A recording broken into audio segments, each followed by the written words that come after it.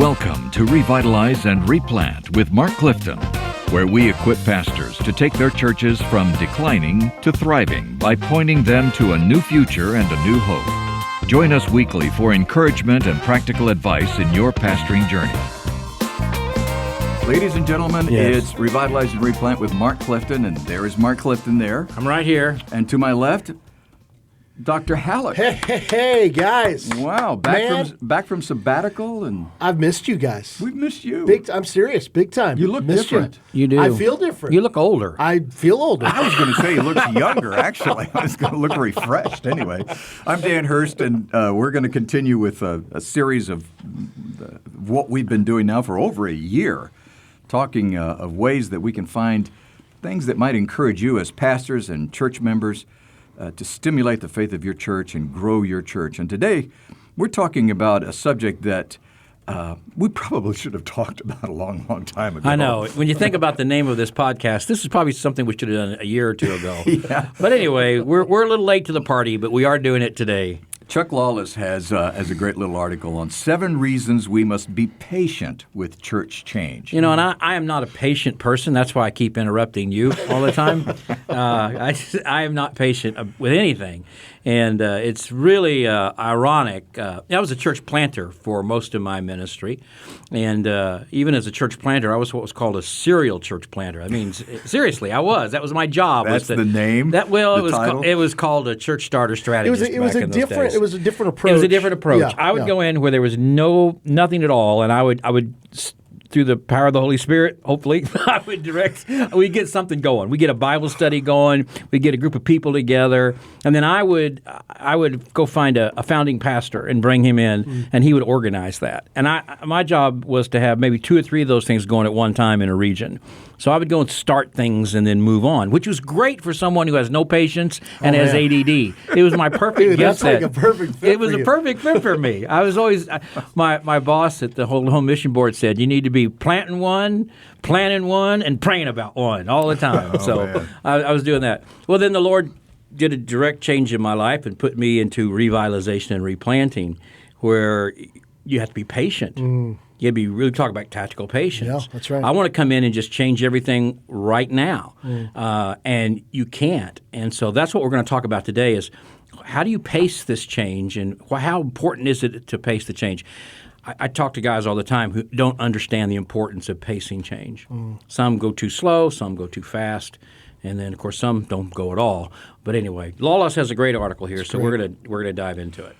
Well, why don't you, Hallock, just kick us off here. Let's kick it off. Here's the first thing he says. He says, the best change takes place on the wings of persistent study and prayer. Yeah, not on... that seems kind of like, oh, that's a no-brainer. Yeah, but it isn't, because a lot of times, guys, we jump to what's the solution? We got a problem. We're not growing. So what's our solution? And we don't begin with prayer. When he talks about study, he's talking not just about go look and see what somebody else has done and try to do it where you are. He's really talking about studying your community, your church, its history, getting to know it. You've talked about that, when you went to Calvary. Yeah, to Calvary. That's right. So talk about how that played your role when you went. And when I see this, I think we need wisdom from above, right? You can look at a situation and go, oh, man, I know how I would tackle this and, come up with a plan. But what's God's plan? You know what I mean? What does the Lord want to do uniquely in this church with these people in this context? And that takes discernment. That takes wisdom. And I think that's partly when we were talking about prayer, it's not just prayer, hey, yeah, we're praying, Lord, bring this church back to life. But it's, God, help me shepherd these people with wisdom and grace to know when to move and how to move and these kinds of things. Maybe one of the most important statements in this article is, man, God does not operate according to our calendar and our clock. Wow, that's good. Which brings me to a question, Hallock. Between the time that you knew what God wanted to do and the time you started, what did you do in that gray area? Well, I mean, in the gray area is where you just do the things God's Word tells you to do. Love God's people like crazy. Preach the Word faithfully. Work hard on your sermon. Be praying. Be discerning. Be in the community. Build relationships. Get to know people. I can remember, just going for prayer walks. Yep. All the time. And just, we've talked about that. And that's one of the things I'd say to listeners, man, make it a habit if you're a pastor to keep walking your neighborhood and praying. Yeah. You don't know who you'll meet. You don't know what needs you'll see. You don't know what the Lord will show you in that. So that's what I would say. In the meantime, be faithful. Do the things you know you need to do, and wait patiently for the Lord to make it clear what the next steps might be. And really also in this time, it's a good time when you're not really instigating change just yet. It's a great time to make sure you're spending quality time with your family and develop it, because when the change comes, it's going to be really hard. So it's a great time to sort of shore up that family relationship and with them. And get some stuff there. That's a good point. It's like you're building the foundation. Yeah, exactly. You're building the foundation. You're also building trust. I mean, that's the bottom line. Oh, that's true, too. By praying, by being a faithful, loving shepherd, you're earning the right over time to actually lead change, which you'll have no credibility if you're not being faithful. And I would assume that you're bringing your people in, or at least some of your people from the church in on this. Absolutely. Yeah. And you'll get a feel pretty early on who are those who are some of your folks are going to be cool with whatever, That's right. They're not really, they just trust you. But who are those that are really going to be allies in helping you to lead some change effectively? And be praying about those folks. Yeah, but here's the other thing, and we're talking about these reasons we have to be patient with church change, and that is, the second thing is that many churches simply don't recognize that need for change. Okay, I've been working with Clifton, this is your deal. Oh, goodness. I'll tell you what, lately it's gotten me... be frank about it. Lately, it's gotten me down. Normally, I'm a pretty upbeat, Sure. Everybody likes to be around me kind of guy. You're a joy bomb, baby. You're a joy bomb with a beard. Joy bomb. What is a joy bomb? Is that what He's a joy bomb with a beard. I've been doing this for 15 years now, total, and I hear the same thing over and over and over, and I'm working with the church now. I've been with them for like 6 months. And, and we go through the whole thing, and it's like every time we come back around, they're the ones that contacted me. They're the ones that told me, look, you're going to have to help us because we don't have a future. If we don't stop, if we don't change, we're going to. This is what they told me. Then we show them the demographics of their community. They don't match their community. We show them the attendance numbers, and, man, they're going down. We show them their giving numbers and the expenses, and they know it. And they'll say, we got 2 or 3 years. And then you bring some opportunity for change, and they just look at you and say, well, we're not that bad yet. We don't need to. It's like it's this constant. Even though it's right in front of them, it's just so hard for them to see it. I know Rayner, he even talks about, he'll go into a church and he'll do the whole demographic just like I talked about, and then they'll go, well, those numbers can't be right. So, well, they're your numbers. You gave them to me. I didn't dream them up. Yeah, but there's something wrong with. No, there's nothing wrong with them. It's just they just can't see it that they have to change. They can see it on one level. Yep. Sort of on an I know what it is. They see it sort of on an intellectual level, but man, they don't see it on a heart level. That's right. They just don't see it Which there. brings us back to why prayer, number one, is so important. Lord, help them move it from the head to the heart so these folks can see and their hearts break for the community that they're in. And is it not partially because they're still living in the past? It is. They see it the way that it was, and that's what they want instead of the way it's going to be. Yeah. So there's no vision. Yeah. How about the third thing, Mark? Well, there's 2 marks here, but we'll do this. So, we have a 50-50 chance of being the right one. One of the 2 of us will do it right.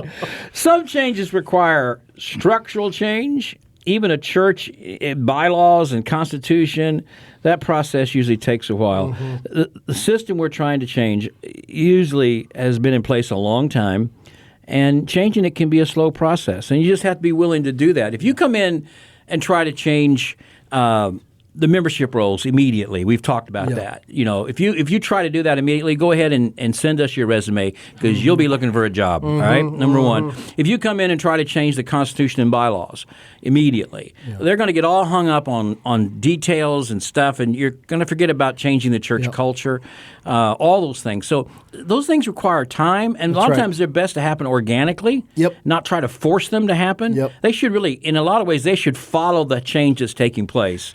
Right, Mark? Dude, that's so right. So there was a book written several years ago. We've probably mentioned it before, called The Trellis and the Vine. And what comes to my mind here is in healthy ministry, there's vine growth and there's trellis growth, right? So in a church, a trellis would be everything we're talking about, structural change. If you think about an actual trellis, a trellis exists for a vine to grow in a healthy way, to be able to move around. If you don't have a trellis, the vine will just choke itself and die. If you only have a trellis, a lot of trellises can look pretty and beautiful, but there's no vine growth because the trellis exists not for the trellis, but for the vine. And so when I think about this point that we're talking about here, the reality is structural change. The trellis is where people become most attached to the trellis. That's right. Your number one job is to get that vine growing again. Help people get healthy. Pray that the Spirit moves Before changing the trellis. Right. The trellis is not the answer. I mean, the trellis simply exists to help provide what's needed for the vine to continue to grow and flourish and be fruitful. So if you spend Does all that make your sense? yeah, Does that make what sense? happens is guys come in and they want to tear down the trellis because Yes, it needs to be. that's right. Then they want to spend all their time building a new trellis, but they're not building a new vine. That's and exactly basically right. you should build a vine so that Yes. people go, man, we need a trellis for this. Amen. That's we need exactly something. it. And when I was at Warnell and we needed to change the structure long term. We really didn't. What we did is I just changed the way we were functioning in many ways, and eventually people said, well, this really isn't working. We need to change the structure to go with how we're functioning. Now, I don't mean we did anything illegal or unethical, but I'm just talking about the way we function in terms of leadership and our ministry. And rather than to try to build the trellis first, we focused on the vine. Yes. And then people realized, wait a minute, the trellis Then we we need the have trellis. is not working with this vine. Yep. We need something different. And when they do that, then Exactly. you have freedom to really build something and different. they own it. So And they own the it. challenge is this: if you're I just think there's a lot of pastors drawn to one or the other. And if you're a trellis guy, man, you love thinking systems, you love developing strategy. That's all great. That's important. But remember, you don't want to lead with that right away. This is where patience comes into play. Like you might need to add some paint and fix a little part of the trellis. I get it. Like it might be a total, dysfunctional trellis. But what you really want to see is vine growth. And if we're talking about some of you guys want to, you want to move to elders, for example. Well, you don't just move to elders because you think it's the best thing, or perhaps maybe in your role, you've got to help your church understand why you want to do That's that, right. and they have to see it as the good thing, and that takes time. All right, Yep. Amen. Which we talk about number 4 here: too much change and too little time will backfire. No, this says can backfire. No, it will backfire. I changed it. It will. I've been around. I told you, I'm a little discouraged right now. It will backfire. It will. Every change might be helpful, but the combined number of changes becomes when the combined number of changes becomes overwhelming, and rapid change continues to come. It comes across sometimes even as a lack of planning. For People sure. think you're moving too quickly. Yep.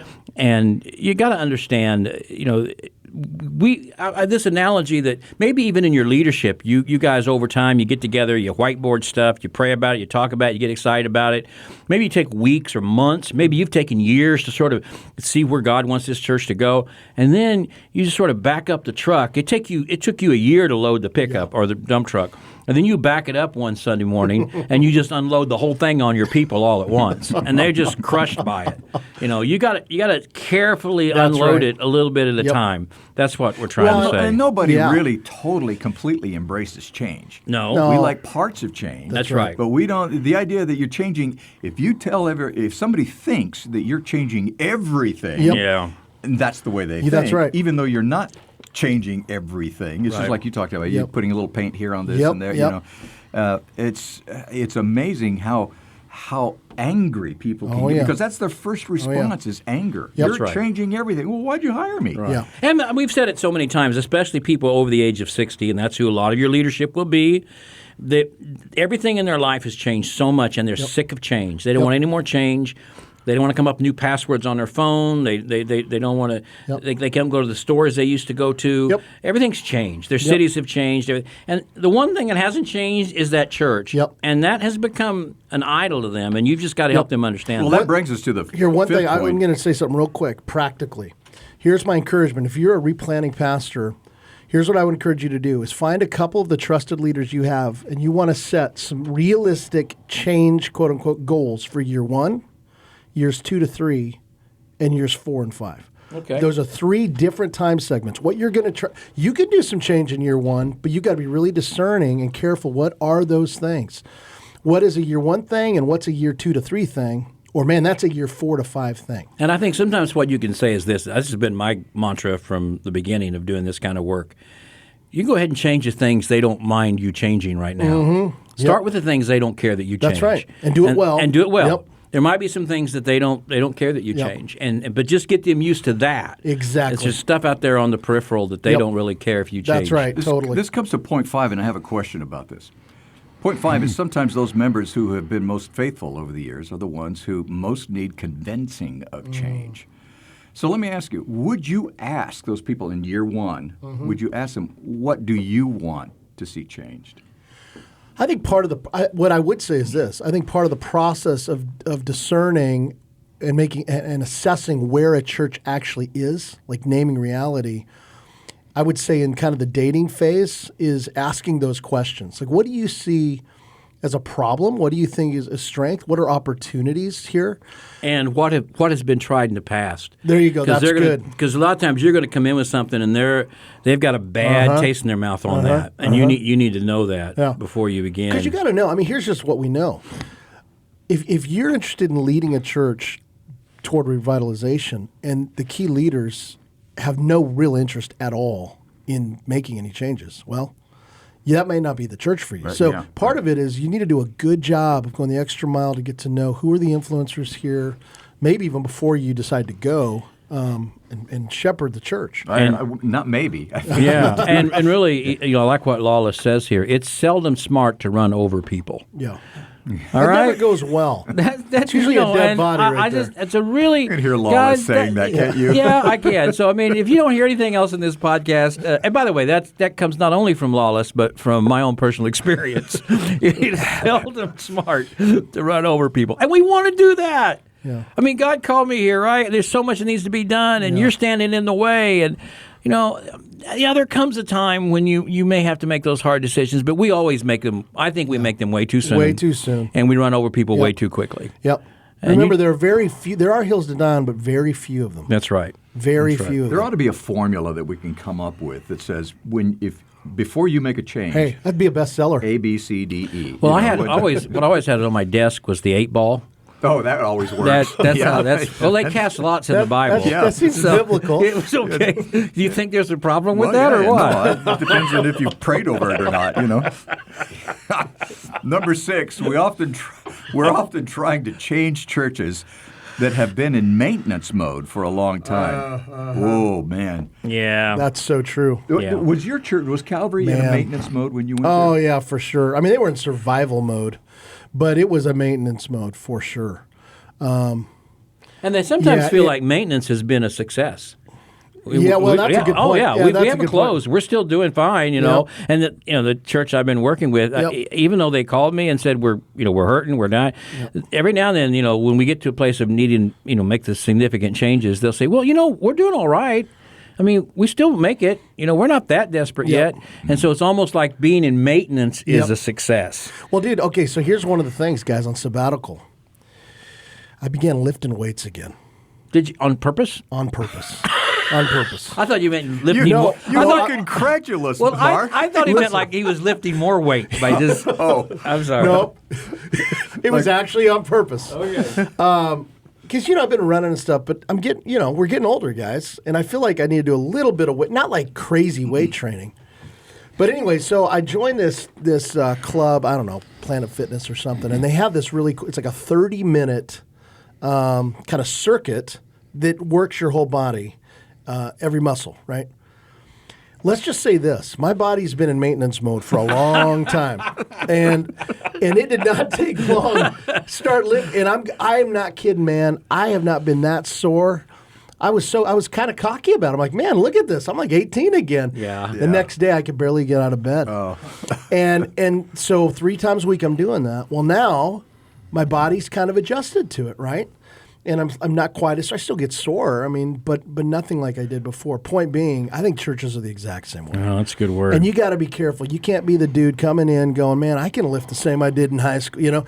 Churches aren't ready. And so how are we helping them to grow in strength in a wise and timely manner that doesn't crush them. Does that make sense? It does. And what Lawless says here about this one is long-suffering leadership is important. That's so critical. And that's. I mean, if you don't go into it with that attitude, you're going to fail. Oh, you're going to fail. Absolutely. Yep. And here's the other thing: your people have to know that it's going to take a lot of time. That's right, and you've got to say that because sometimes they expect change right away. Their changes, right? And he ends with number 7, which is something I already talked about. Some members aren't unwilling to change; they're just tired of change in general. Yeah, they're just tired of change in general, and you just got to be patient with that and understand where they're coming from. That's good. And be gracious in the change, and you know what? Find some things you're not going to change. I mean, there may be some things in that Sunday school classroom they can keep. Celebrate those things. And even if it's like the printed program, Yep. maybe keep doing it the same way they've always done it. Give them something that doesn't matter in terms of discipleship and reaching people, but can just give them, because everything else in their life has changed so much. Be gracious to them in that regard. I think it's important also to ask them what changes have they already tried. That's true. Because they're coming in and you bring something up that they've already tried. Yeah. They're just going to go, oh no. They're going to roll their eyes, right away. Well, and when I look at this last one, guys, I think this is why part of what our calling as replanters and revitalizers is we are hope givers. We've got to give hope. They're discouraged, right? Well, we've tried this, we've tried that. Yeah. Part of your call is to say, God's not done. God's not done here. It's okay. We've tried stuff.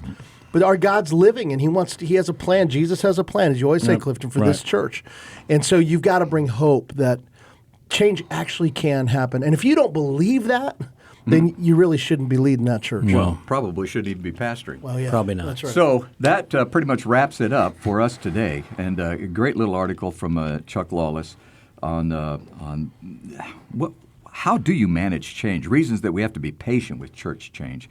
And so there are notes that below the podcast here on your screen, and certainly follow through on those. And we'd love to hear from you. And we appreciate you listening to us. Thanks to North American Mission Board for making this possible. And it's great to have you guys back again, boy. It's great to be here. So good. We are in the Spurgeon Library once again. The hallowed halls of this is actually Spurgeon's podcast studio. Yeah. Well, actually, they've changed the name of it now since we've been here. It's the Clifton. It's the Clifton. People are pushing back on that change. I can tell you that right now. Thanks for joining us today on Revitalize and Replant. This podcast is brought to you by the North American Mission Board, where we help dying or struggling churches regain health for the glory of God and the good of their communities. If you found this conversation helpful, don't forget to subscribe to the podcast on your favorite platform. To learn more about becoming a replanting pastor or to explore resources about revitalization for your own church, visit churchreplanters.com.